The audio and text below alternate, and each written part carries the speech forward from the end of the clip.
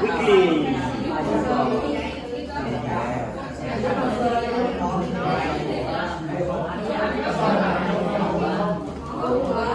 Ba cái dưới kìa bạn ơi.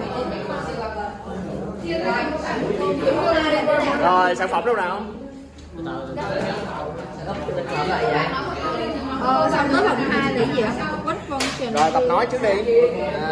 Chứ không lát lên lúng túng đó. Còn không chia mỗi bạn một câu đi.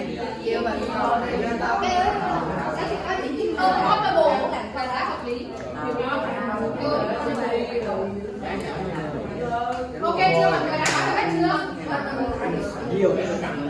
Yeah, time is up, by the way. Who is ready to present? Ok,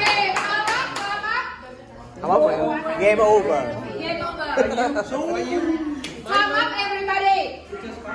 Everybody, time is up. Everybody's time up. Yêu số. Bắt nguyên này nha. Everybody.